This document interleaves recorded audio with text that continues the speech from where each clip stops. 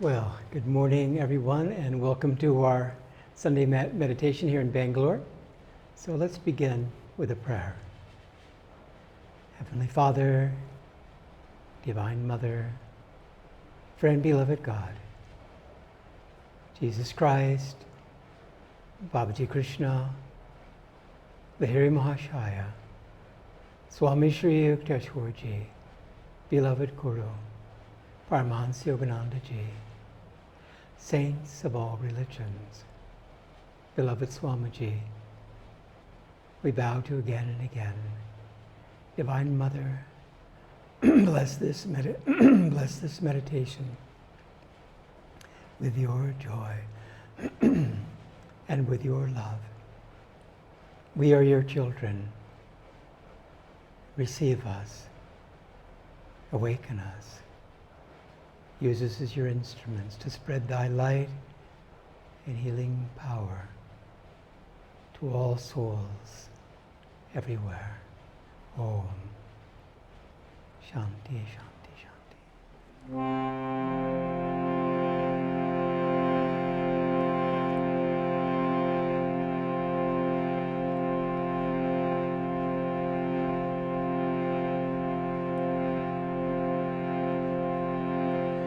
Night has flown, dawn has come. Wake, my children, wake. Wake, my children, wake. Sitting in the asana of meditation, sitting in the asana of meditation, thinking of thy Guru's lotus feet, thinking of thy Guru's lotus feet. Night has flown, dawn has come. Wake, my children, wake. Wake, my children, wake. Sitting in the asana of meditation, sitting in the asana of meditation, thinking of thy Guru's lotus feet, thinking of thy Guru's lotus feet. Night has flown, dawn has come. Wake, my children, wake. Wake, my children, wake. Sitting in the asana of meditation, sitting in the asana of meditation, thinking of thy Guru's lotus feet, thinking of thy Guru's lotus feet. Night has flown, dawn has come. Wake, my children, wake. Wake, my children, wake. Sitting in the asana of meditation, sitting in the asana of meditation, thinking of thy Guru's lotus feet, thinking of thy Guru's lotus feet. Night has flown, dawn has come. Wake, my children, wake. Wake, my children, wake. Sitting in the asana of meditation, sitting in the asana of meditation, thinking of thy Guru's lotus feet, thinking of thy Guru's lotus feet, thinking of thy Guru's lotus feet.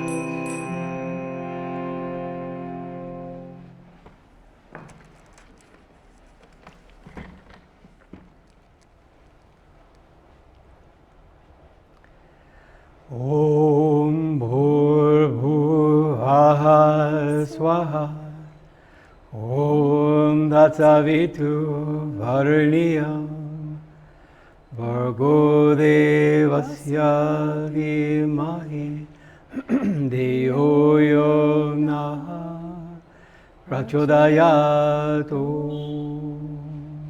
Om Bhurvubhaha Swaha Om Tatsavitu Varniyam Bhargo devasya dhimahi Dhiyo yo nah prachodayat Om Bhurbhuvah Swaha Om Tatsavitu Varniyam Bhargo devasya dhimahi Dhiyo yo nah prachodayat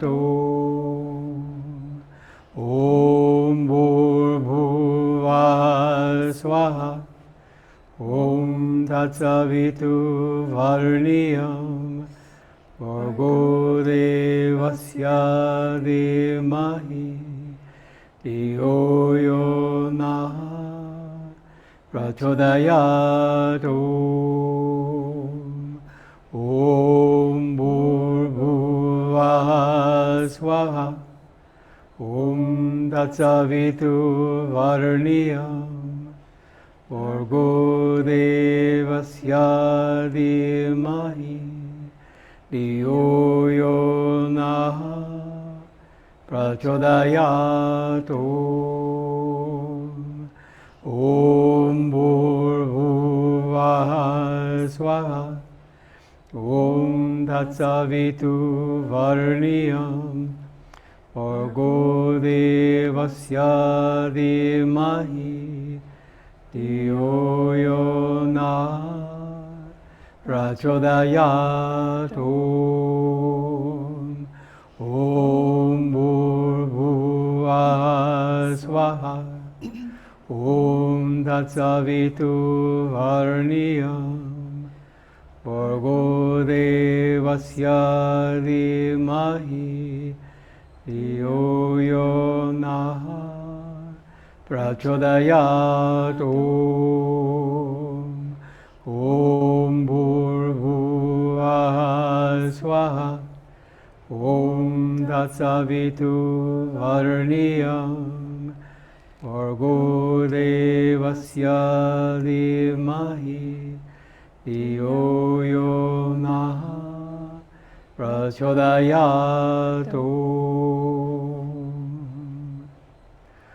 Om Triambakam yajamahe sugandhim pushtivaranam Urvarukamiva bandhanam Mrityo mokshiyam amritat swaha Om Triambakam yajamahe sugandhim pushtivaranam Urvarukamiva bandhanam Mrityo mokshiyam amritat swaha Om Triambakam yajame sugandhim pushtivaranam Urvarukamiva bandhanam Mrityo mokshiyam amritat swaha Om Triambakam yajame sugandhim pushtivaranam Urvarukamiva bandhanam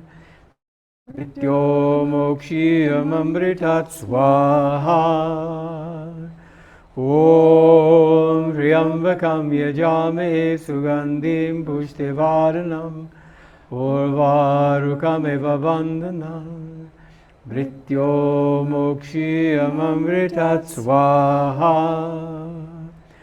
Om Triambakam yajame sugandhim pushtivaranam Urvarukamiva bandhanam Mrityo mokshiyam amritat swaha Om Triambakam yajame sugandhim pushtivaranam Urvarukamiva bandhanam Mrityo mokshiyam amritat swaha Om Swaha Om Swaha Om Swaha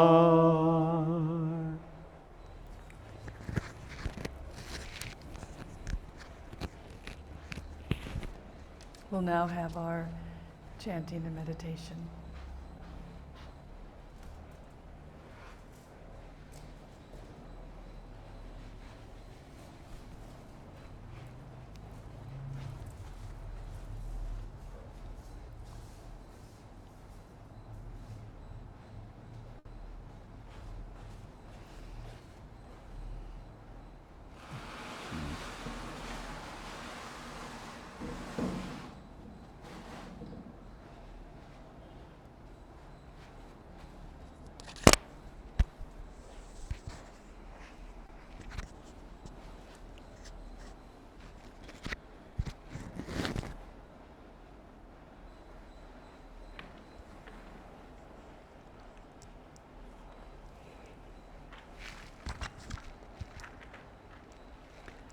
Let's begin with a prayer. Heavenly Father, Heavenly Father, Divine Mother, Divine Mother, Friend beloved God, Friend beloved God, Jesus Christ, Jesus Christ, Babaji Krishna, Babaji Krishna, Lahiri Mahashaya, Swami Shri Yukteswar Ji, beloved Guru, Beloved Guru, Paramahansa Yogananda Ji, Paramahansa Yogananda, saints of all religions, saints of all religions, beloved Swamiji, beloved Swamiji, we humbly bow to you all. we humbly bow to you all. Divine Mother, Divine Mother, use us as your use instruments. us as your instrument. Chant through us, Chant through us, meditate through us, meditate through us, pray through us. pray through us. We are your very We own. are your very own. Receive us on thy lap. Om Shanti Shanti Shanti.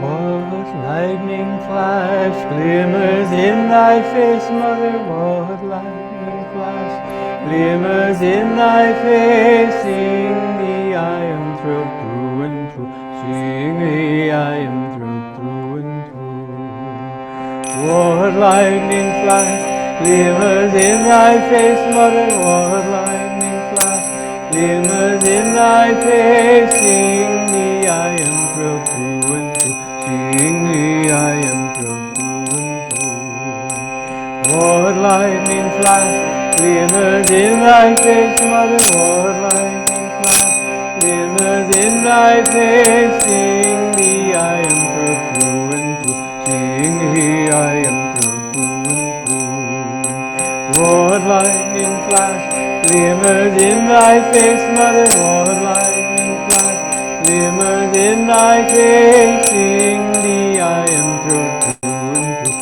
Seeing thee I am thrilled through and through. What lightning flash glimmers in thy face, Mother? What lightning flash glimmers in thy face? Seeing thee I am thrilled through and through. Seeing thee I am thrilled through and through. What lightning flash glimmers in thy face, Mother? What lightning flash glimmers in thy face? Seeing thee I am thrilled through and through. Seeing thee I am thrilled through and through. What lightning flash glimmers in thy face, Mother? What lightning flash glimmers in thy face? Seeing thee I am thrilled through and through. Seeing thee I am thrilled through and through. What lightning flash glimmers in thy face, Mother? What lightning flash glimmers in thy face? Seeing thee I am thrilled through and through. Seeing thee I am thrilled through and through. What lightning flash glimmers in thy face, Mother? What lightning flash glimmers in thy face? Seeing thee I am thrilled through and through. Seeing thee I am thrilled through and through. What lightning flash glimmers in thy face, Mother? What lightning flash glimmers in thy face? Seeing thee I am thrilled through. Seeing thee I am thrilled through and through. Listen, listen, listen to my heart song.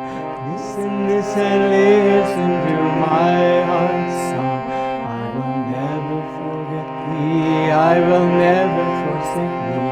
I will never forget thee. I will never forsake thee. Listen, listen to my heart song. Listen, listen, listen to my heart song.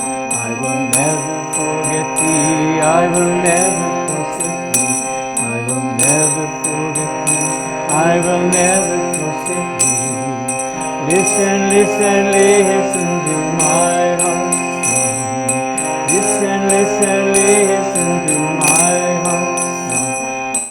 I will never forget thee. I will never forsake thee. I will never forget thee. I will never forsake thee. Listen, listen, listen to my heart song. Listen, listen, listen to my heart song. I will never forget thee. I will never forsake thee. I will never forget thee. I will never forsake thee. Listen, listen, listen to my heart song. Listen, listen, listen to my heart song. I will never forget thee. I will never forsake thee. I will never forget thee. I will never forsake thee. I will never forget thee. I will never forsake thee.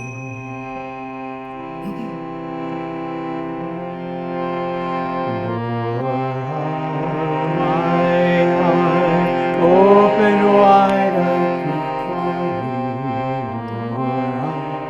My heart, open wide, I keep calling.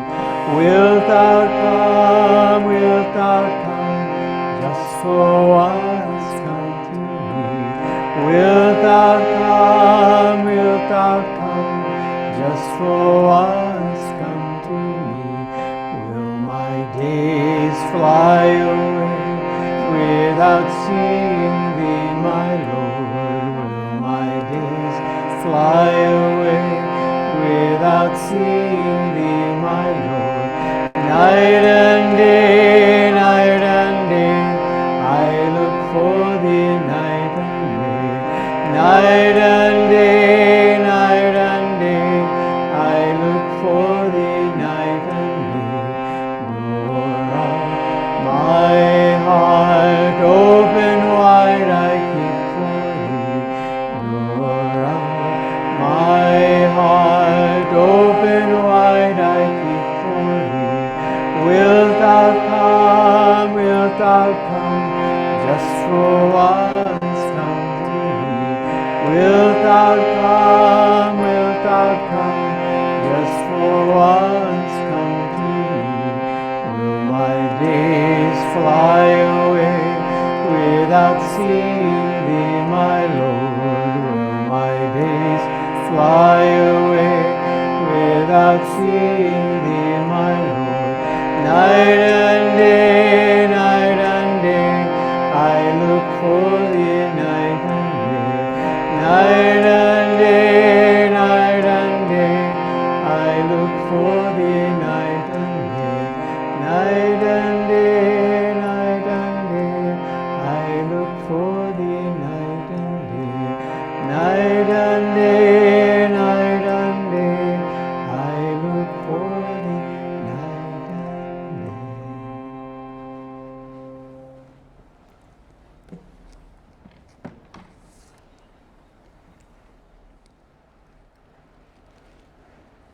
Now we'll read from the Affirmations for Self-Healing by Swami Kriyananda. And this is on acceptance. One of the most difficult lessons in life is to learn to accept things as they are. How much energy we waste in trying to wish away the inevitable. If only this hadn't happened. If only we had reached there in time.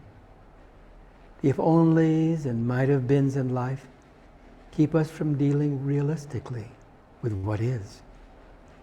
Acceptance comes from knowing that reality lies within ourselves and that all else is a dream. Acceptance of that one reality makes everything else acceptable. Instead of learning to come to grips with 1,000 individual challenges, therefore make the supreme effort to accept God unconditionally into your heart. Accept all that comes in life as coming from His hands. He will give you what is best for you if you live for Him alone. And let's affirm silently. I accept with calm impartiality whatever comes my way. Free in my heart, I'm not conditioned by any outward circumstance. I accept with calm impartiality whatever comes my way. Free in my heart, I am not conditioned by any outward circumstance. I accept with calm impartiality whatever comes my way. Free in my heart, I am not conditioned by any outward circumstance. I accept with calm impartiality whatever comes my way. Free in my heart, I am not conditioned by any outward circumstance. I accept with calm impartiality whatever comes my way. Free in my heart, I am not conditioned by any outward circumstance. Divine Mother, shine thy delusion cauterizing light into the hidden nooks of my heart's feelings, lest, somewhere without my conscious knowledge, I have not accepted thee. If ever I err, strengthen me to accept thy discipline, for in thy will alone lies the happiness I am seeking. Om Shanti, Shanti, Shanti. Good morning, everyone, and welcome to our Sunday Satsang. I'd like to begin by reading from Whispers from Eternity, Paramahansa Yogananda's book of beautiful prayers and poems. And this one is entitled, Demand that, through all tests and trials, the love of God may never fade. O Spirit, I care not if all sufferings come to me, or if all things be taken away from me. I pray only that my love for Thee never fade through my own negligence. May my love for Thee burn brightly, forever on the altar of my constant remembrance.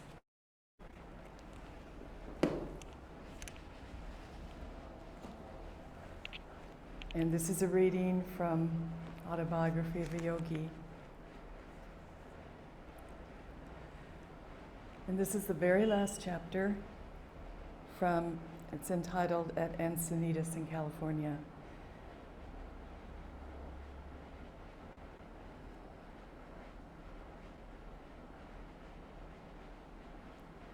Paramahansaji, please come outdoors. Dr. Lewis, on a visit from Boston, smiled at me pleadingly from outside my window. Soon we were strolling in the sunshine. My companion pointed to new towers in process of construction along the edge of the fellowship property adjoining the coast highway. Sir, I see many improvements here since my last visit. Dr. Lewis comes twice annually from Boston to Encinitas. Yes, Doctor. A project I have long considered is beginning to take definite form. In these beautiful surroundings, I have started a miniature world colony. Brotherhood is an ideal better understood by example than precept. A small harmonious group here may inspire other ideal communities over the earth. A splendid idea, sir.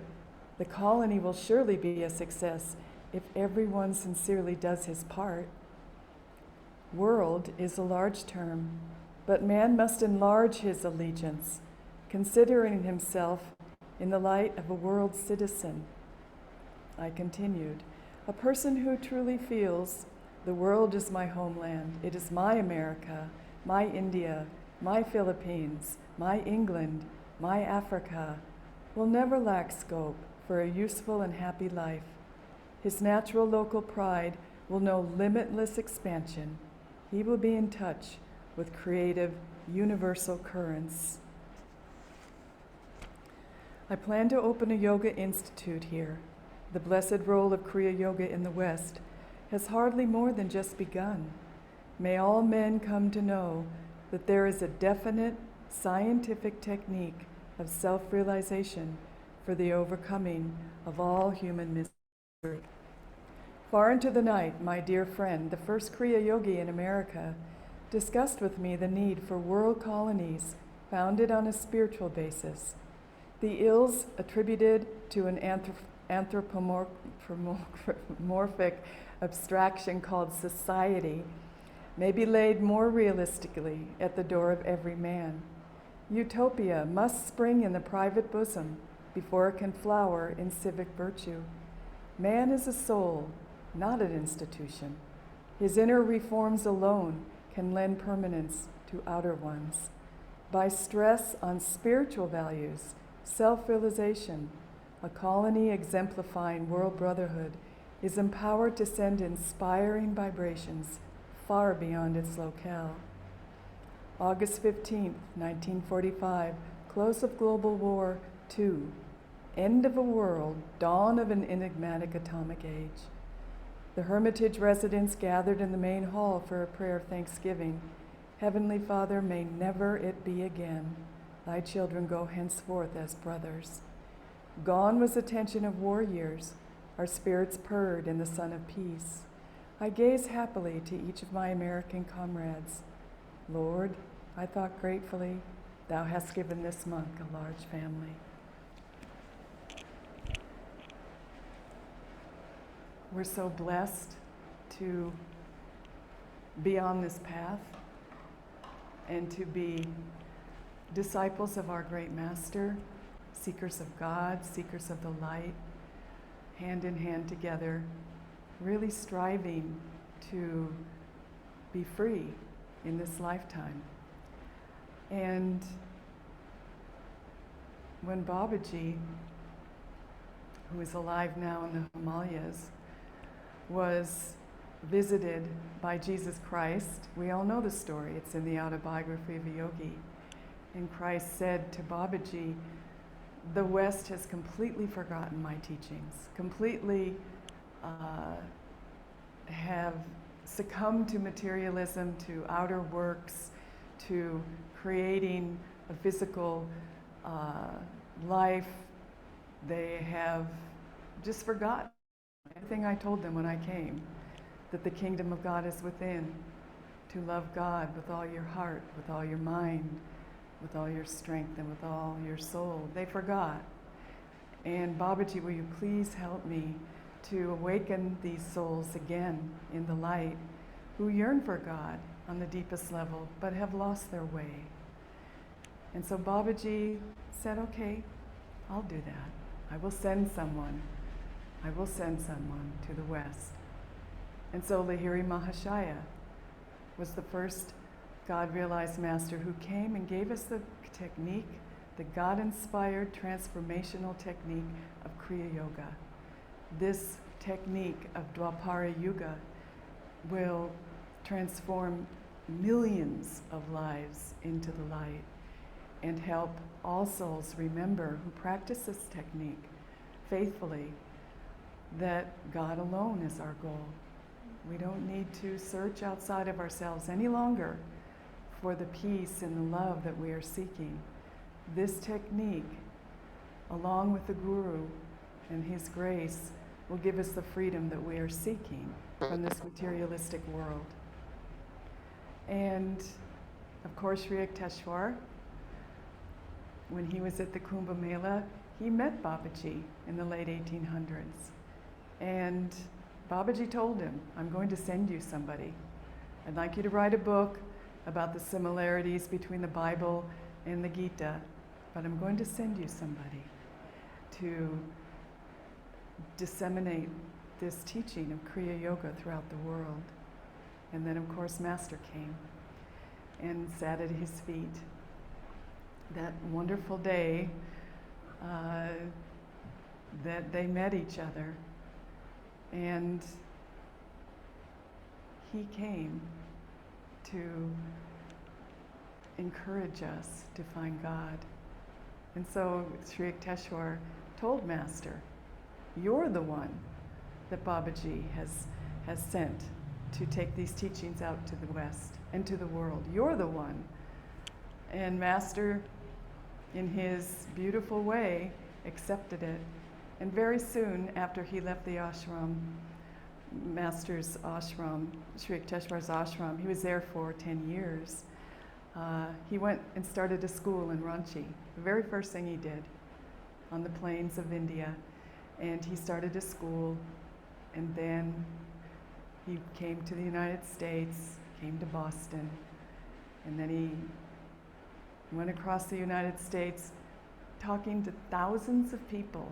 Every hall that he spoke at was filled to capacity. People looking into the windows, standing in line, having to have extra dates to accommodate all these souls that were drawn to his magnetism, his powerful love, his joy, his bliss. He wasn't just an ordinary teacher. He was the one that Babaji sent to change this world and guide us from Kali Yuga into Dwapara Yuga, into this age of energy, into this transformational time on the planet. He's the one that brought the idea that yes, indeed we could change. We can become more spiritual. We can experience on the deepest level of our beings God's love in our heart, God's bliss, His wisdom. We can be joyful in the process, and we can help one another, and we can take these teachings out ourselves, and help others. And so our great Master, let us not forget the power of his love. Let us not forget the sacrifices that he made to come to this earth plane, to usher us in to a new age, and to remind us, and to take us, to remind us that God alone is all that matters, and to take us there.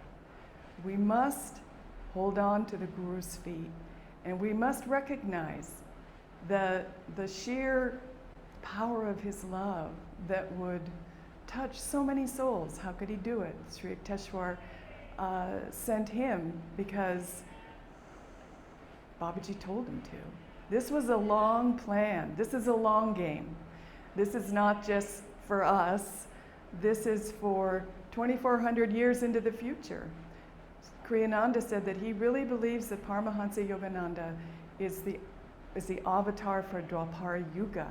It's 2,400 years to bring us out of this Kali Yuga where everything is so separate and corrupt and dark and depressed and people grabbing for themselves and just not being able to see the light. But he has brought that light. He is the light of the world. Christ went to Babaji. Christ is the light of the world. Sri Yukteswar is the light of the world. Babaji is still alive. He is the light of the world. Lahiri Mahashaya. We have so much light if we will just open up our hearts to that reality.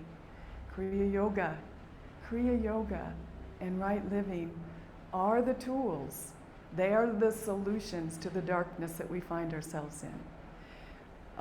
This past week we've had a wonderful week with Spiritual Renewal Week. It's an annual event at Ananda. We've had it for 50 years, more than 50 years now, Spiritual Renewal Week. And some of you might have registered and seen the classes. So inspiring. What I was mostly struck by was the lights that were speaking, that Master pouring through every single speaker. And the title of the week, the focus of the week, was called The Road Ahead. And this is a book that Swamiji wrote many years ago, talking about the transition from Kali Yuga into Dwapara Yuga, and the struggles that are manifest right now in the world, but are going to get even worse. And so Swamiji wrote this book, and Master came at this time to warn us that this world is going to go through, and Master said, an operation. We're going to all have an operation. But what will happen after the operation will be much more spirituality in the world. That America will become twice as spiritual. They will lose all of their wealth, not all of it, but 3/4 or half their wealth or something like that, some huge number, in a depression that's worse than the last one. But we will become more spiritual. India also will go through it, but not quite as bad as America, because India has very good karma. You have the culture and the wisdom to have clung to God through all these incarnations and through all these ages of the yugas. So India will also go through it. No part of the world will be spared. And so when I was listening to these talks, people were very cautious to go into really what the road ahead that Swami and Master prophesied. They didn't come out and say, but there will be a great cataclysm. That's what Master said. And there will be suffering in every home. That's what Master said. And just look what's happened in the last year and a half, going on a year and a half. This COVID, so much suffering all over the world. And we've watched it, and we've come out of it. We're just coming out of the other end. We've been aware of people suffering. We've prayed for them. We've offered our kriyas up for them. We've meditated longer for them, for this world. We've tried to send light out. This has been Ananda's role. That we've tried to stay in the light ourselves and to share that light with those who are suffering. But this is not the end. And this is what Jyotish was saying, and Jaya, and just many others, that we won't go back to the way it was. It's never going to go back to that way, because we are moving into a new age. And all of the institutions are crumbling from the inside. These stalwart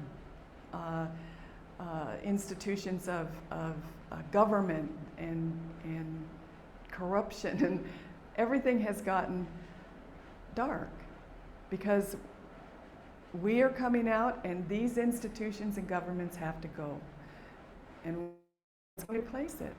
They talked a lot in this week about the solutions.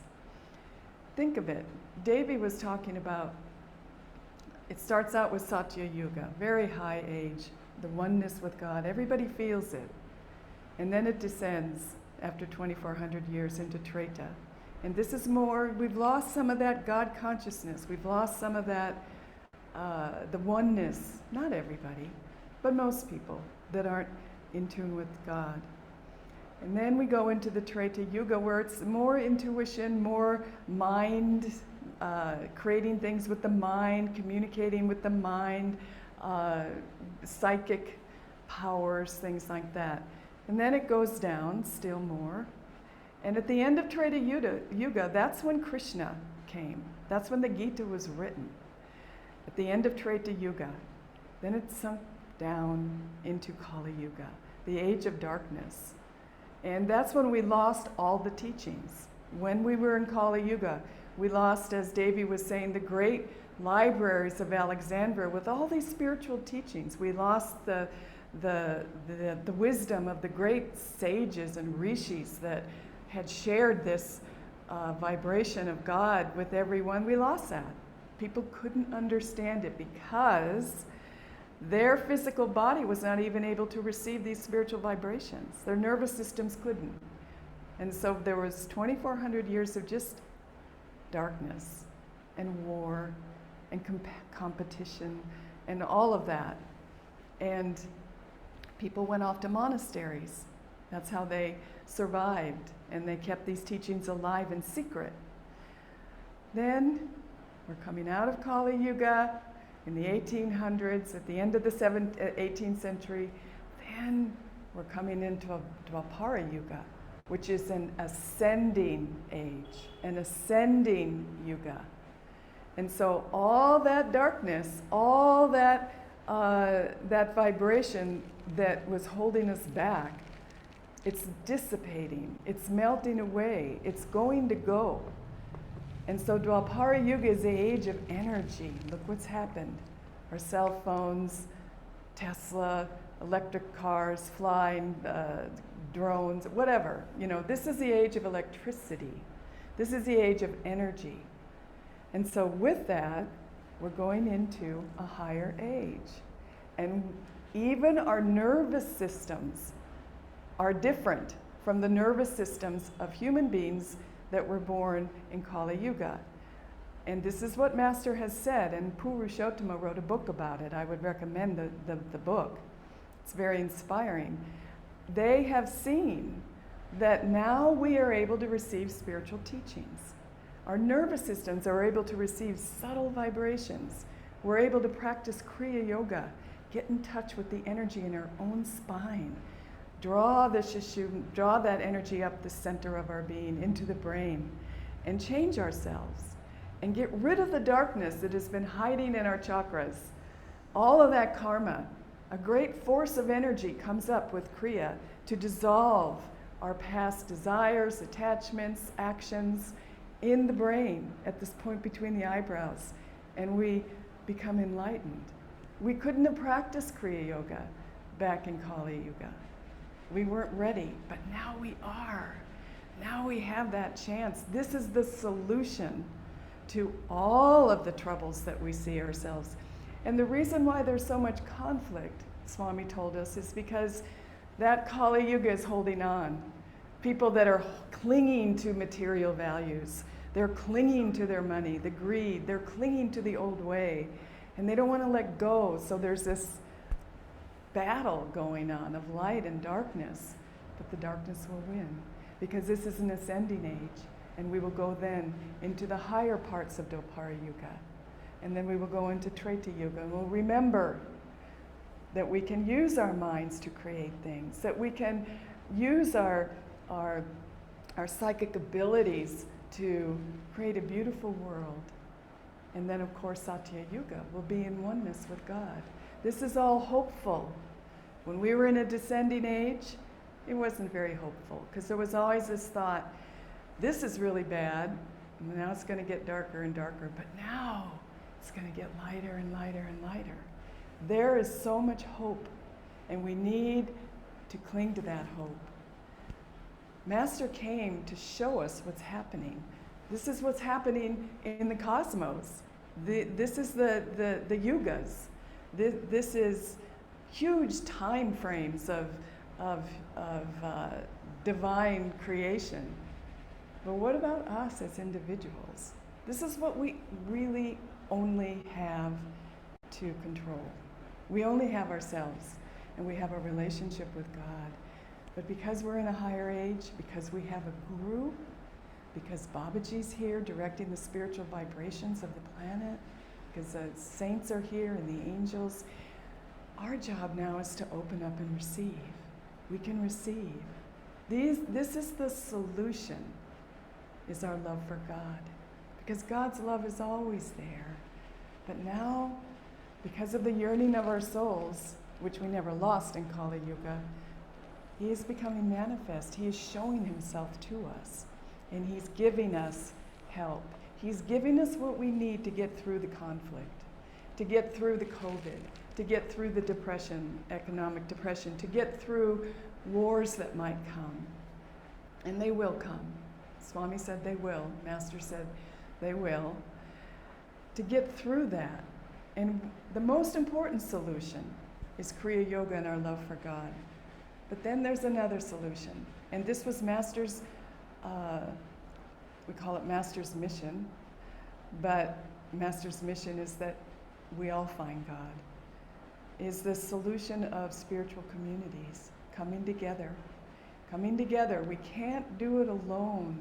To open our hearts to other devotees, other Kriyabans, and share in the joy of God in Satsang.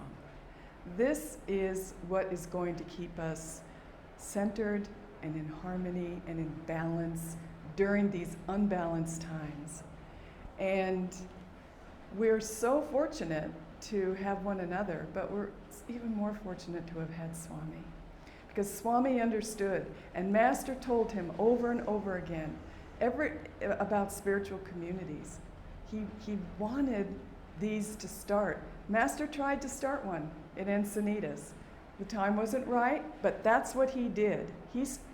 Encinitas, he tried to get people there, but he said because of after the war and the depression, people were really wanting to get their trip together. And so it was us four and no more. And it didn't work. So, but he planted the seeds. And Swamiji then took up the mantle. And now it can work because we're 300 years into Dwapara Yuga, and we need these more than ever, these spiritual communities. We need to see into the future, but we need to band together.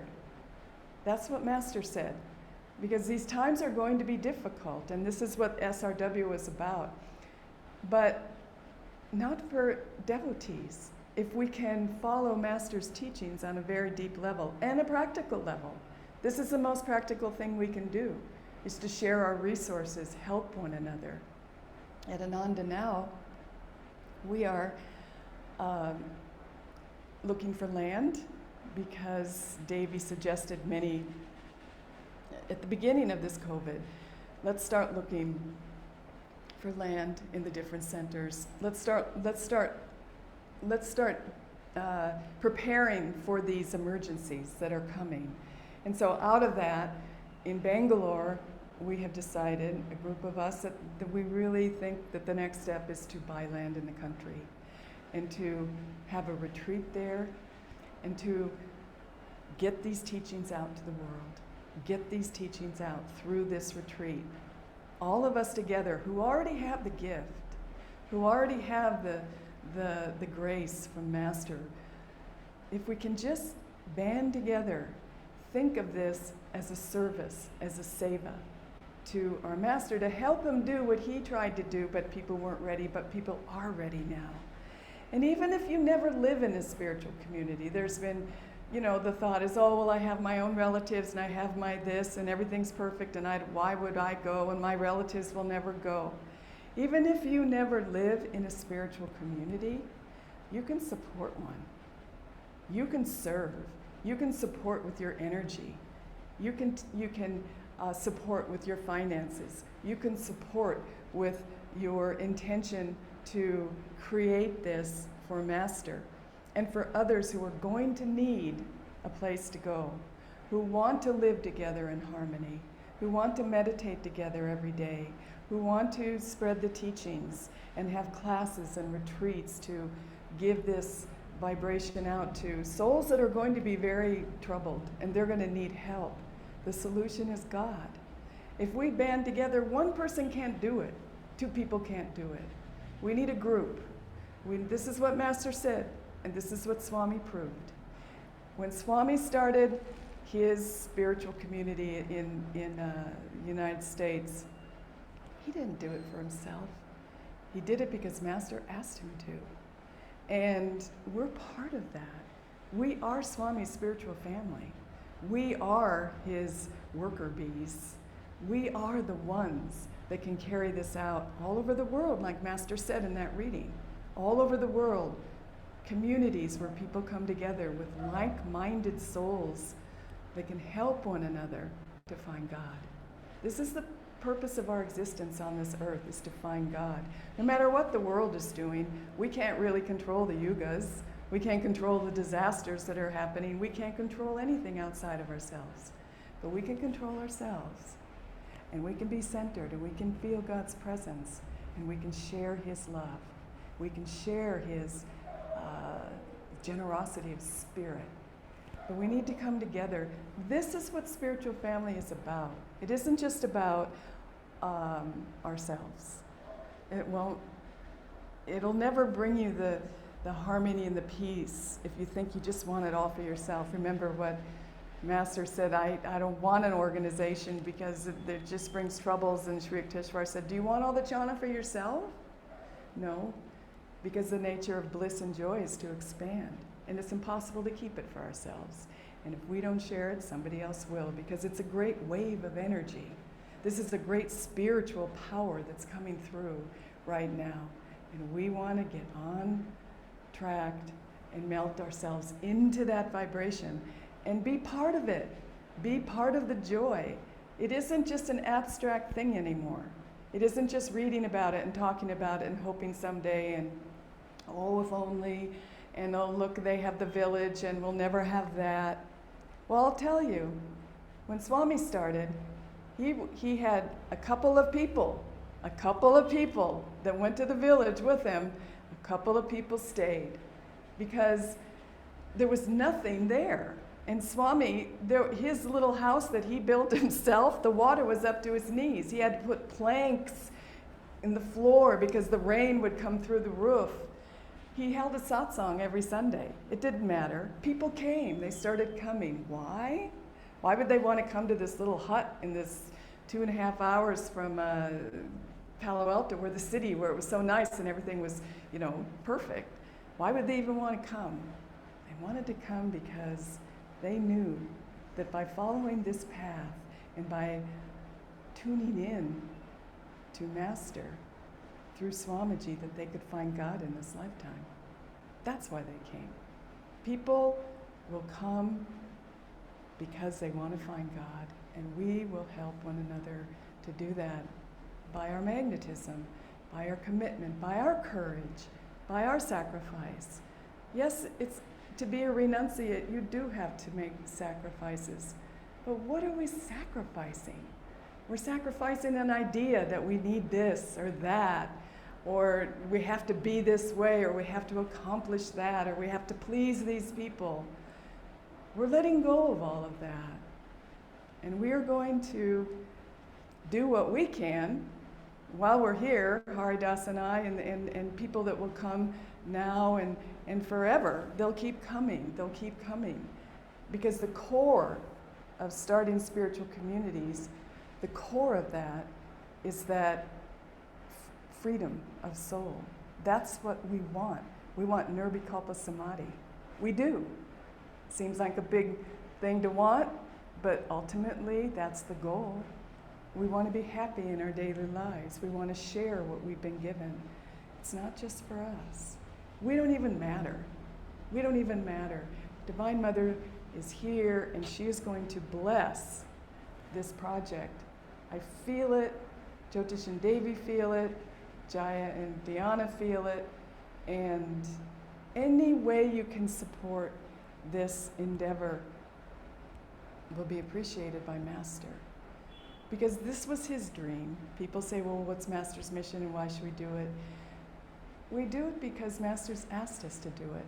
I don't know the great mission, and I don't know how many souls are going to be saved, and I don't know if we're going to have a lot of Kriyabans on our database or whatever. I just think that we do it because Master's asked us to. And he has our freedom in his hands. That's his only role. He is the guiding light. He is the light that dispels the darkness. Where? Inside of us. And so when he asks us to do something, wow, what a privilege. What a privilege to even be asked. And it might fail, it might succeed, it might be small, but people will see that we tried. And in the end, that's all Master wants. That's all we have to do. We have to get out of our self-proclaimed identities of who we think we are and melt into God. Practice Kriya Yoga. Practice meditation. Really serve selflessly, right where you find yourself, like the affirmation this morning. Don't wish it were different. Things are going to get tougher. Don't wish it away and bemoan your lot in life. Get busy. We've been given the tools. These are the tools. Meditation, sadhana, service, and spiritual community, supporting one another in our spiritual life. This is what the beauty of Ananda is. It's not the tulips. They could be gone tomorrow. It's not the big, huge temple, and that could be gone. I mean, but Ananda will never die because Ananda means bliss. And bliss is inside of us. We have a bliss avatar. He's never leaving. That relationship is forged in eternity. We have each other who have the same goal of finding God. Everybody is joyful.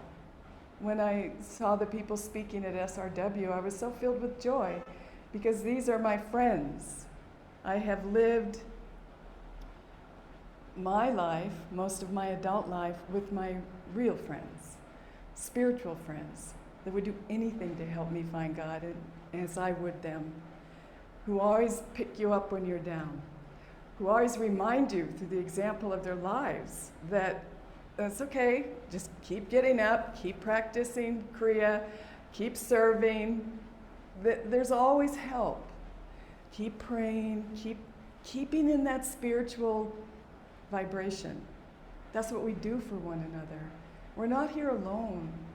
And our goal should be to share these blessings with everyone that we can. I was thinking of the retreat that we're going to build, and yes, we're going to build it on our land, in the country. What a beautiful place it will be. What a beautiful beacon of light it will be for people to come on the weekends. We have trained beautiful teachers in Bangalore. We have so many teachers that are already sharing these wonderful blessings of Kriya Yoga to so many souls already. But when we have our retreat, we can be there for the weekend. We can meditate with people. We can chant with people. We can discourse with people. We can share meals with people. We can plant a garden.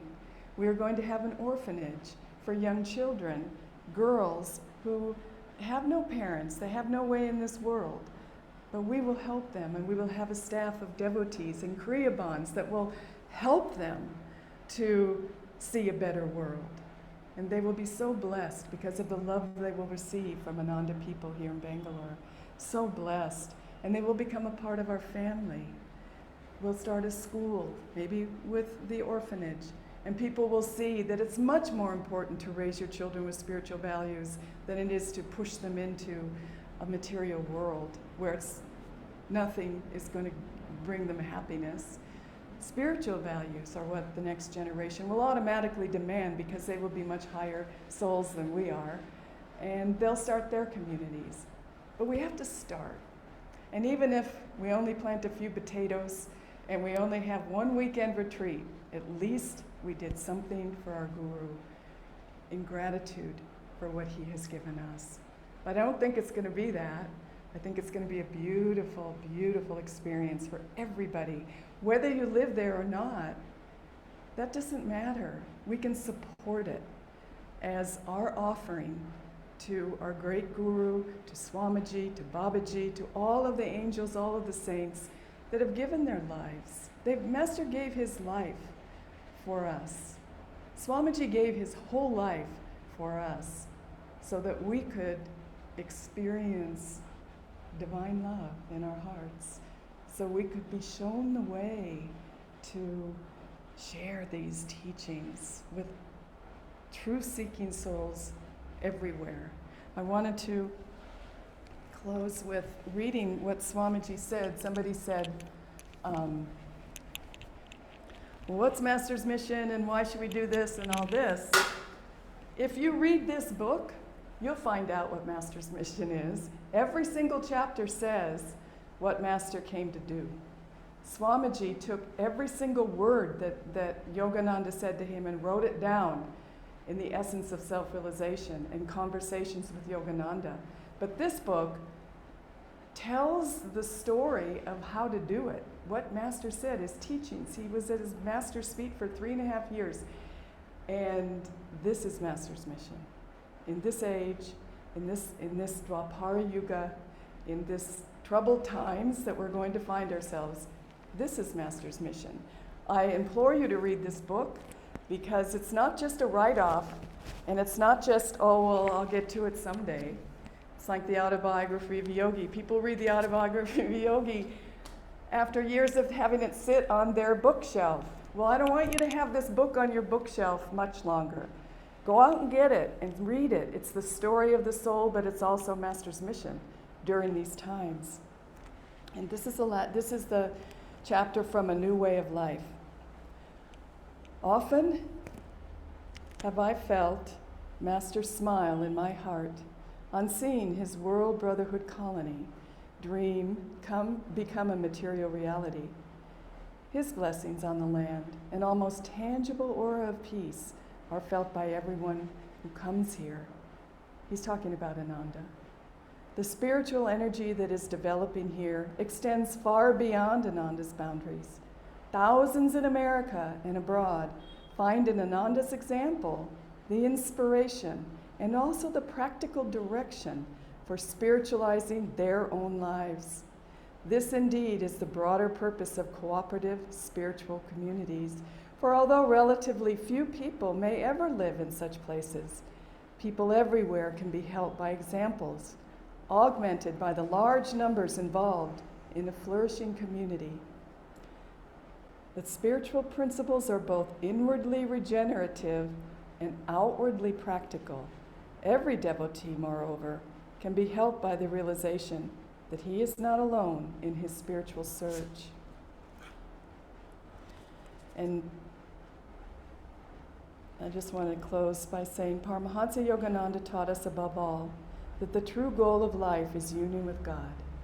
Devotion, self-offering, self-surrender, oneness in bliss, and divine love. These are the entire purpose of life. I lovingly remember one day when Master played a recording for a small group of us by a famous singer of Bengal. It was a devotional song. Pashan Hoy, how long will you remain, Mother, a stone image before my gaze? Set fire ablaze in your eyes and come to me, dancing all over creation. Oh, Mother, divine energy fills the universe with your flowing hair, garlanded by thoughts in all minds, dancing, dancing. Oh, Mother, free me this day, this very moment from delusion's bonds. Countless lives have I lived apart from you. At last, now, bring peace into my body temple. Swamiji says, I don't remember all the words and am not conversant enough in Bengali to understand many of them, but I remember Master telling us afterwards, as I was listening, I too was dancing all over creation. Man's relationship with God is intimate and infinitely dear. What I've hoped above all in writing this book has been to convince you, dear reader, to live more deeply for God, to love Him so completely that you become wholly absorbed in Him. And just as at the beginning, and Master's left his body in 1952, and then Swami took it all the way until he passed away a few years ago, and now it's up to us.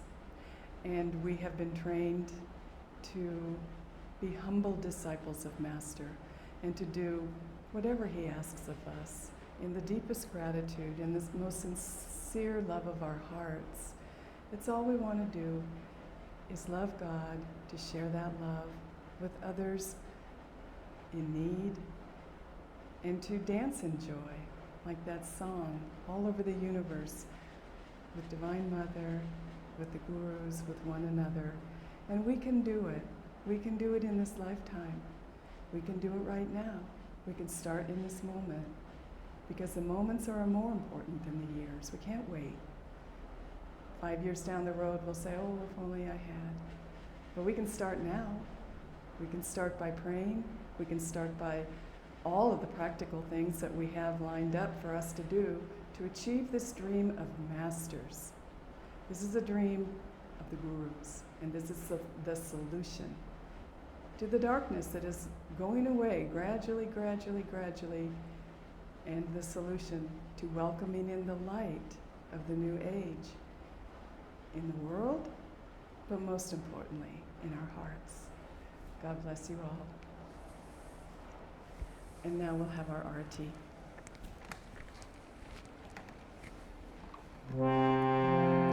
Shri Ram Jai Ram Jai Jai Ram Shri Ram Jai Ram Jai Jai Ram Shri Ram Jai Ram Jai Jai Ram Shri Ram Jai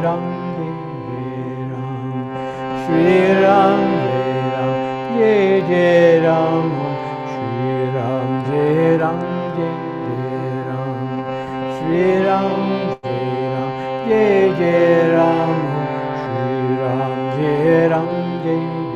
Ram Shri Ram Jai Jai Ram Shri Ram Jai Ram Jai Jai Ram Shri Ram Jai Ram Jai Jai Ram Shri Ram Jai Ram Jai Jai Ram Shri Ram Jai Ram Jai Jai Ram Shri Ram Jai Ram Jai Jai Ram Shri Ram Jai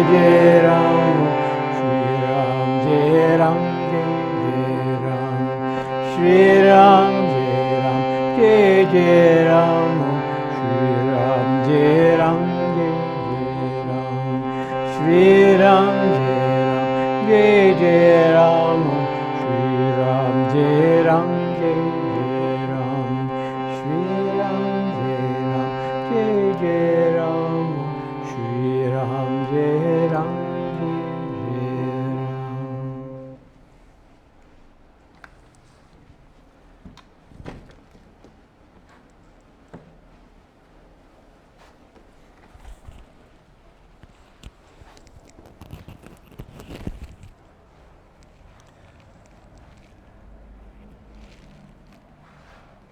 Now we'd like to invite you to receive the touch of light from the Masters. And as you receive this light, offer a prayer of gratitude to the infinite Christ, in whose love our line of Masters have descended to bring all souls to God. Pray too for the grace to share with all, as you have received, for you are a part of all that is. May the light of the great Masters shine upon you.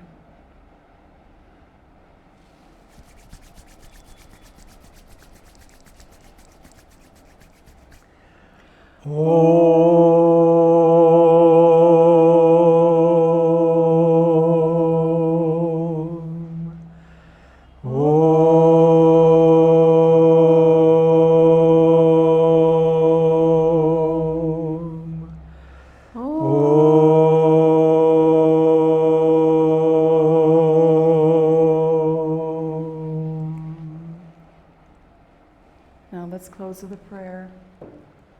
Heavenly Father, Divine Mother, friend, beloved God, Lord Jesus Christ, Babaji Krishna, Lahiri Mahashaya, Swami Shri Yukteswar, and our beloved Guru, Paramahansa Yogananda, beautiful friends, Swamiji, saints of all religions, we bow before you. Divine Mother, great Masters, we yearn to know you. We yearn to serve you. Bless us with the deep awareness of your love within our hearts, and always remind us to share this love with all whom you send. We are thy children. Receive us on your lap in this very lifetime. Om Shanti, Shanti, Shanti. Amen. Go out with joy.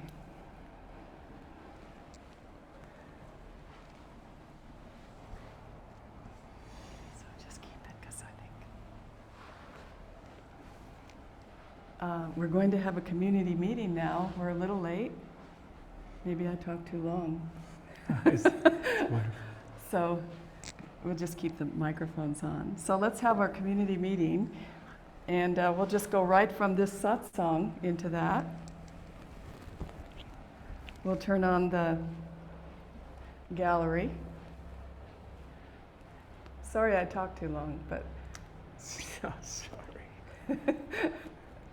Thank you. It was very inspiring, Romaji. Thank you. You should have continued.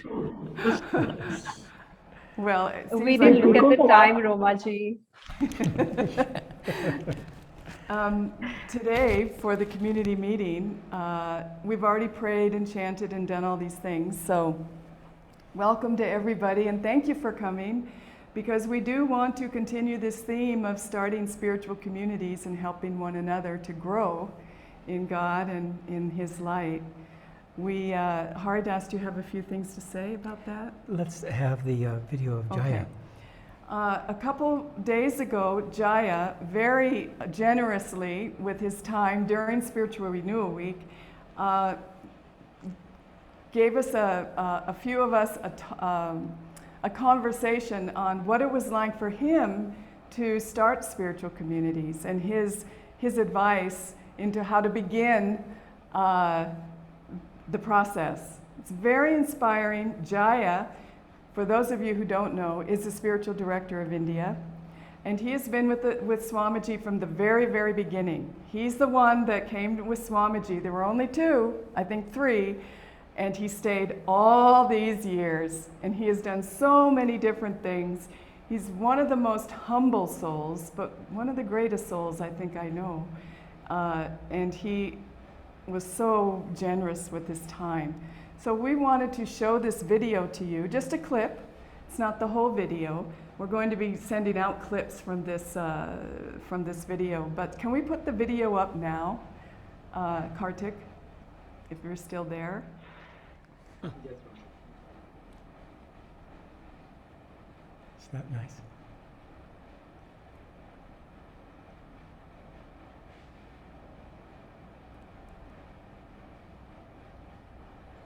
You know, I came to Swami and I met him in 1968, and he had purchased a piece of property in the foothills of the Sierra Nevada mountains in 1967.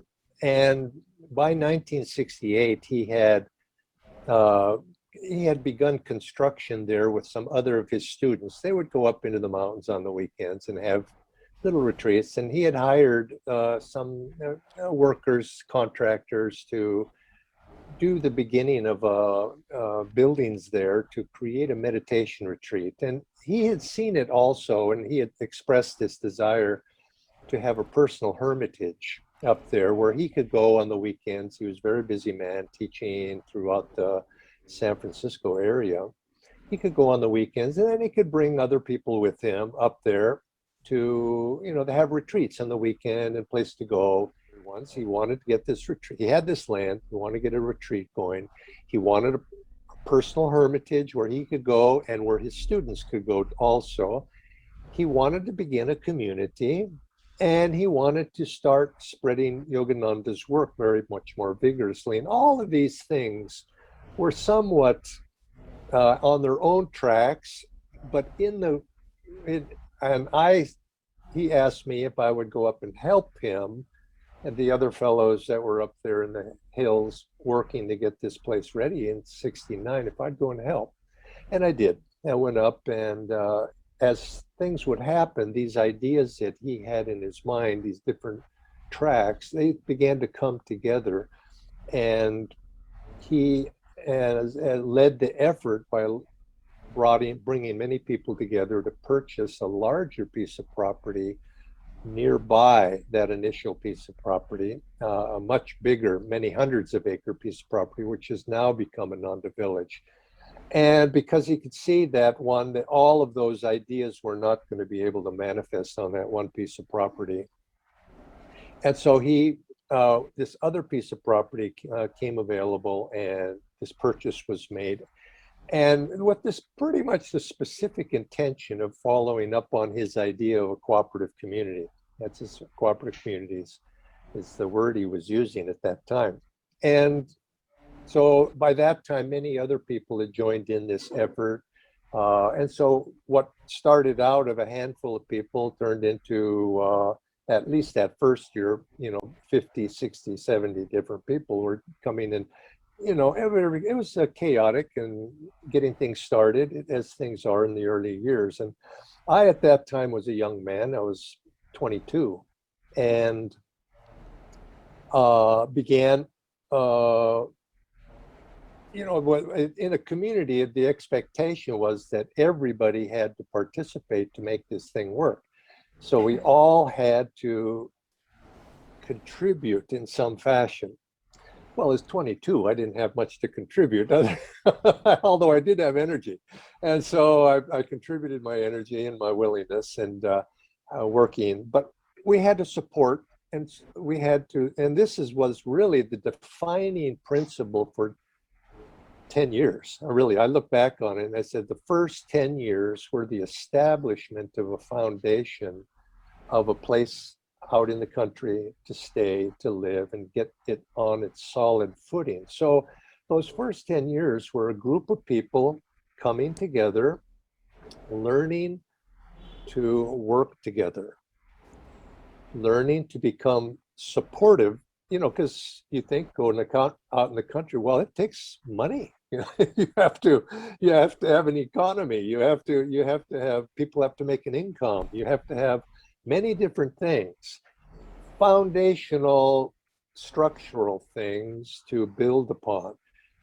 We had to, that first 10 years was, how do you support yourself? How do people come together and pay the bills? Because Swami made it very clear, he was not going to, go out there and be the one to work and support a whole, dozens or scores or hundreds, which ultimately turned out he was not going to be the one to go out and support. We had to do that ourselves. How do you come together and do that? So that was major issue. Then how do you work together? Now, this is, I think, if you're thinking about something, a joint venture, how do you work together? What's the foundation of working together? What's the principles? Now, I'll give you a secret. You have to start on the spiritual level. And then from there, you work it down, but it has to be, it's not just, you can't just be spiritually idealistic and leave it at that. Ideals have to be translated into practical principles. As Master said, be practical in your idealism. What are you going to, you need to develop a plan. In other words, we had no plan, just a bunch of people coming out there. Swami, you have to realize Swami was not a man to get in there and to detail, you do this, he didn't want that. He says, you guys have to make this happen.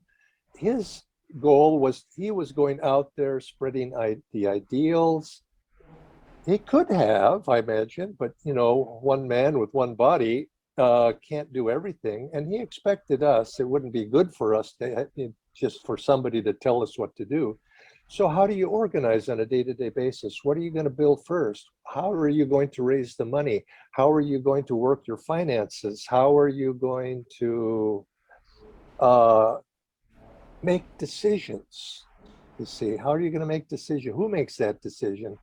And so that's why I say, before you can make those sort of theoretical things, you have to have a team of people who can work together. And Swami was very clear right from the beginning. This community is here to serve Master's work. That's the principle. We're here to serve, and from that, it was that as such, we're disciples of that work.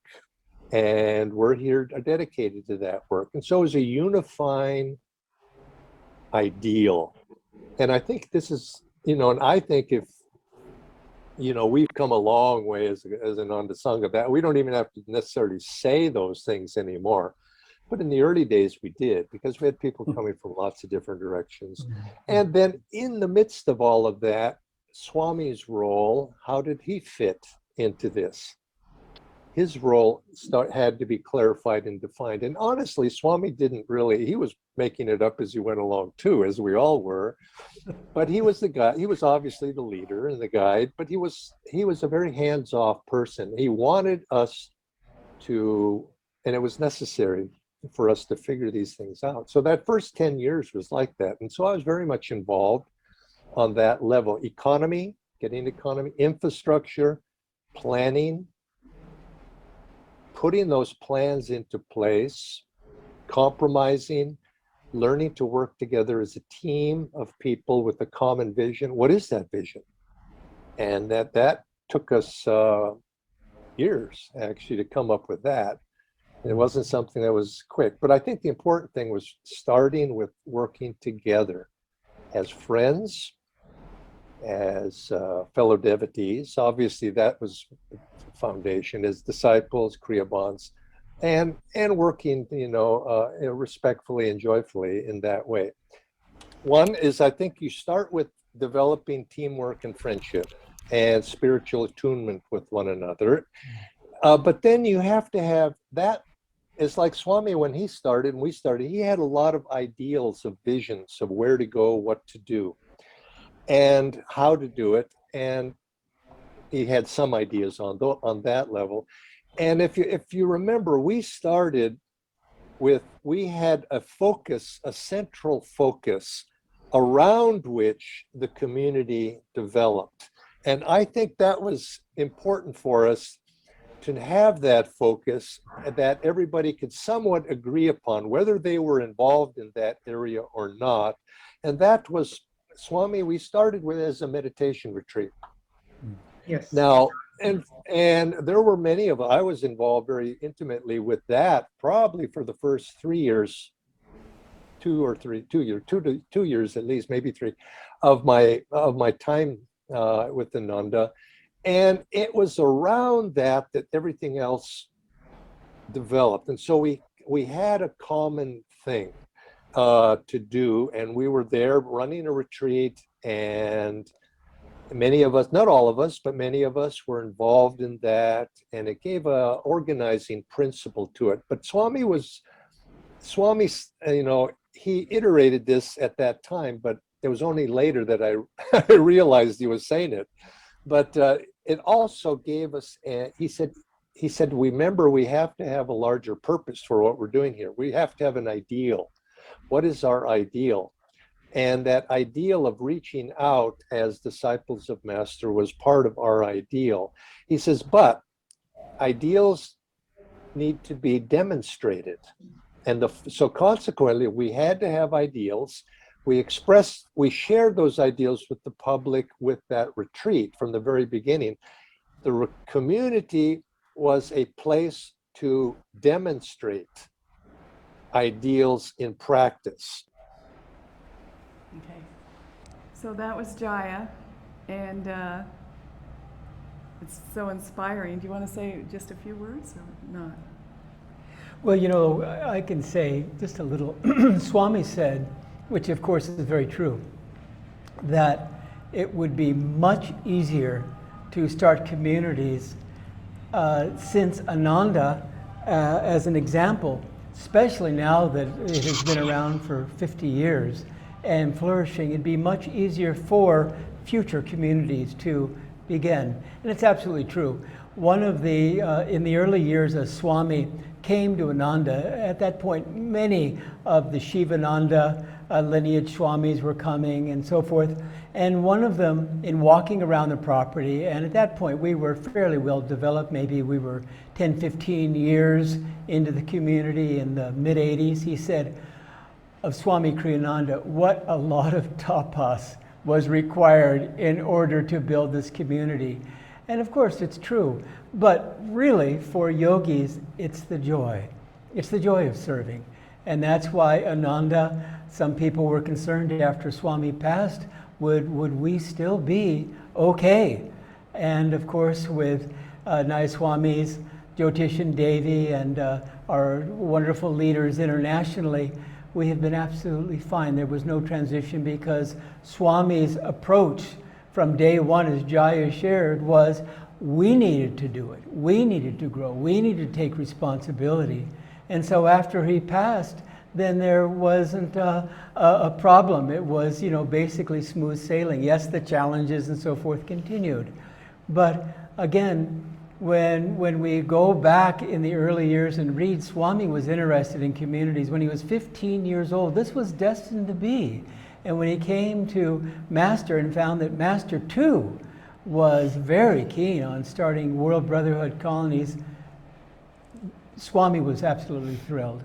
And so again, as we know from the story, after leaving Self-Realization Fellowship in the late 60s, Ananda was born.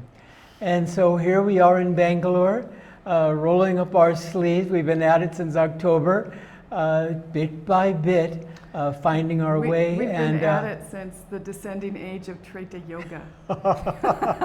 Okay, well, there's that too. Okay, but back to square one.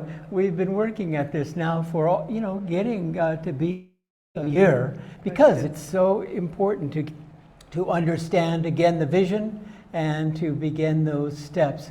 And so it's, again, a real joy that we are, as a spiritual family, a wonderful spiritual family here in Bangalore, willing to explore now this aspect that was so near and dear to Master and so near and dear to Swami, as they called them World Brotherhood colonies. So anyway, of course, lots and lots of prayers are needed for this project to be a success. So we just want to open it up to questions, a few questions. Do you want the gals to speak too? They can answer some of the questions. Okay. Yeah, let's just open it up for questions right now. And then we'll have Somni and Anjali just say a little bit about how far we've come, and then we'll let you all go to breakfast. Looks like lunch now. Looks like lunch. Okay, so does anybody have any questions? and you can type them in, Anurag, if you will, share so that we're... It's okay. They can just say them because we have Yeah. a microphone. Yeah. Either way. We'll just take a few today because we'll have lots of meetings.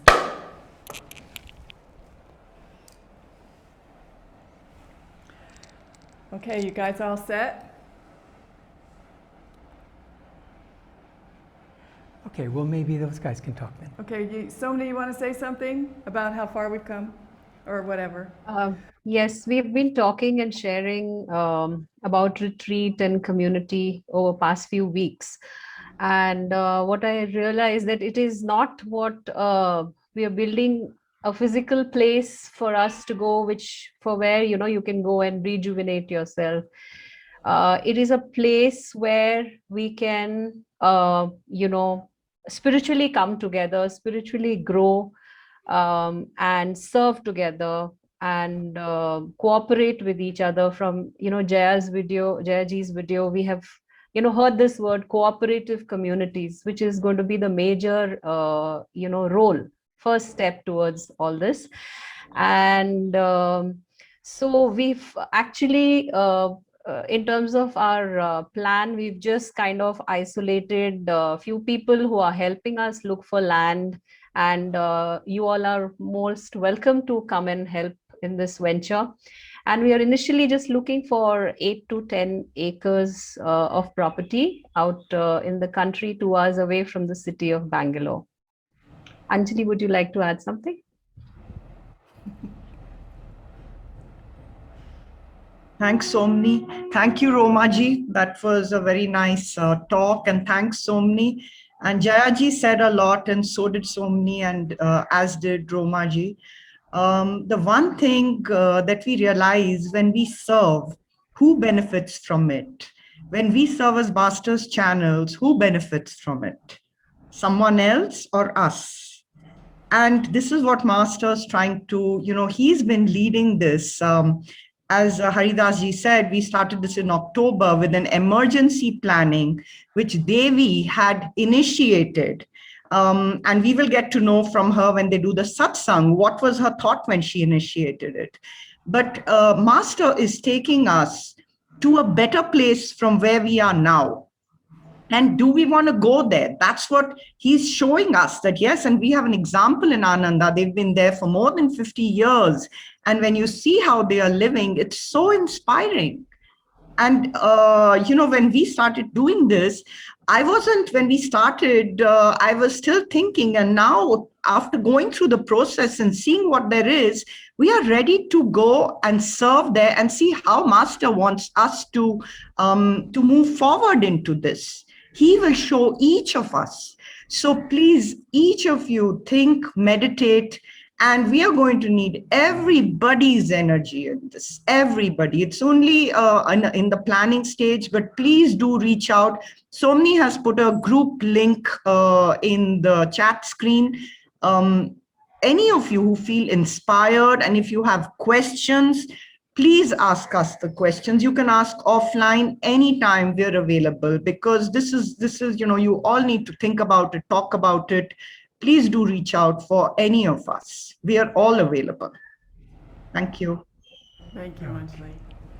Also, I wanted to just close by saying it's the process, and we may never see the completion of it, just like Master. He didn't see the completion of his World Brotherhood colonies. Swamiji didn't. He came to India, and he spent every single talk, if you'll go back and listen, he talks about starting spiritual communities in India. He didn't get to see that, one that was really working and thriving. So let's give our energy and our lives and our sacrifices and our renunciation to Master and to Swami in gratitude, and just start. That's all we have to do. We may never see the end result of the beautiful tulips, might never get planted, but we will find God through the process by helping one another in any way we can. And if you can't come to the land, it's okay. You can pray. You can send support. There's a million things we can do with tech and with promotions and with artwork, and there's just a million things. Researching the orphanage, researching the retreat, looking into laws. I mean, there's just so many things that we can do. And we will have a lot of meetings, and we'll just start where we are. And Haridas and I don't really know, but we're doing this with you, and we're doing it with Master and Swami. We're doing it all together. It's a joy. I mean, what a project. This is a joyful project. And it's not a burden at all, because we want to give back. All of us do. So does anybody else have anything to say? There's a question in the chat screen. Where are we looking for land? How far from existing center? What is the extent and budget? So, Somni, would you like to talk about it? Well, we are looking 2 hours away from the city center. It could be 2 hours away from the center as well. But primarily, I've explained 8 to 10 acres of property where, budget is all decided based on, it varies from 25 lakhs per acre to 30 lakhs per acre. But we'd like to be, so basically the land budget would be 2.5 crores.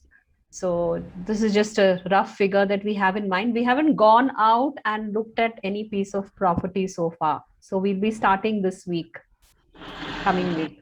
So if you know people who have land, or you know people who would be able to help us, please do reach out. We would love to hear from you, and we will be going out and seeing all the leads that we get. Because Masters put this in the ether, we will know when we walk that land. All we need to do is put our energy and go out there. So please do come back to us.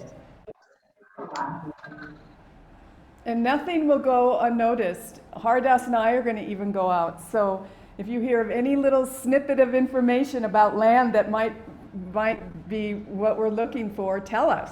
And we'll send people out. We have a huge group now. We have, I don't know, it's not just Somni and Anjali anymore struggling on their own. We've got a lot of people that are now in the purview of our sites to be able to help us. So it's wonderful. It's wonderful, the enthusiasm that we see.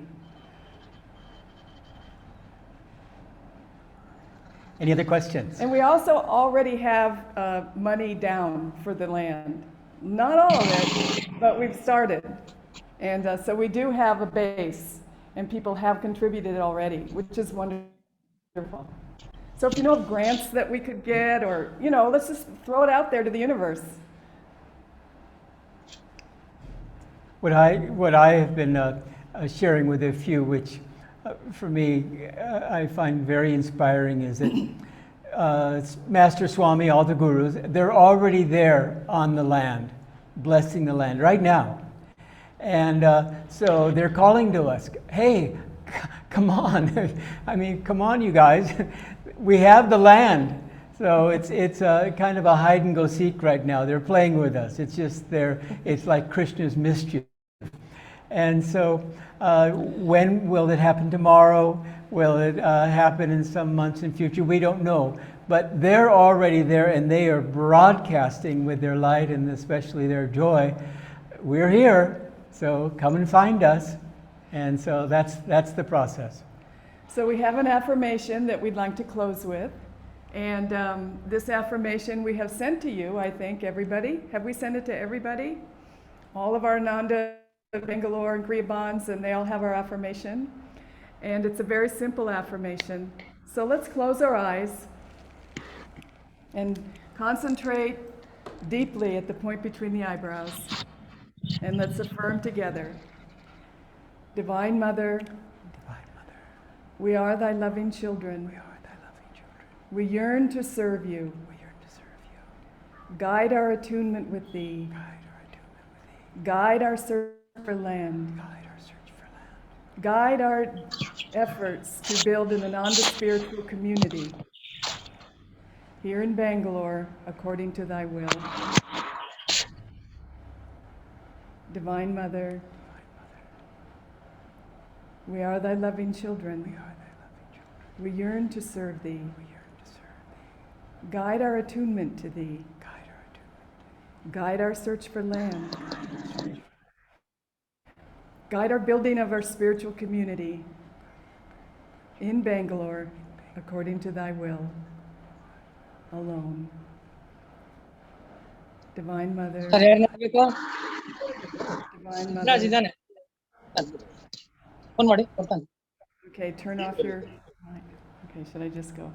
Divine Mother, we are thy loving children. We yearn to serve thee. Guide our attunement to thee. Guide our search for land. Guide our spiritual community here in Bangalore, according to thy will alone. Om Shanti, Shanti, Shanti. Amen.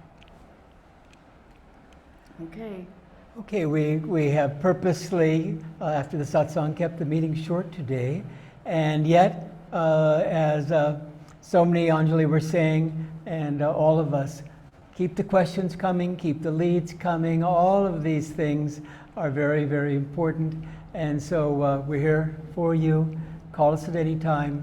And meanwhile, let's continue to affirm this wonderful affirmation, continue to send out this light, because again, it's good to remember that at one point, Master was so enthusiastic about World Brotherhood colonies that he said he had to chant to bring his mind back again.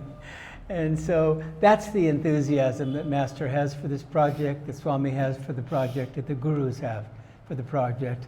And of course, it's growing within all of us as well. So what a blessing again to share in this way. I just wanted to mention that Jyotish and Devi are doing the Sunday satsang next Sunday, and their title for the satsang is Master's Mission of Spiritual Communities, and how to start them and why. And so if you have questions, please send them to me so that we can send them to them ahead of time, and they can have them ahead of time. Also, we're teaching a level 4 class this afternoon. It's very full. We'll have a Kriya initiation in August, the beginning of August. So souls keep coming to Master. It's a beautiful, beautiful path that we're on. And thank you all for helping in any way that you can with this wonderful mission that we find ourselves sharing with Master and Swamiji. So God bless you.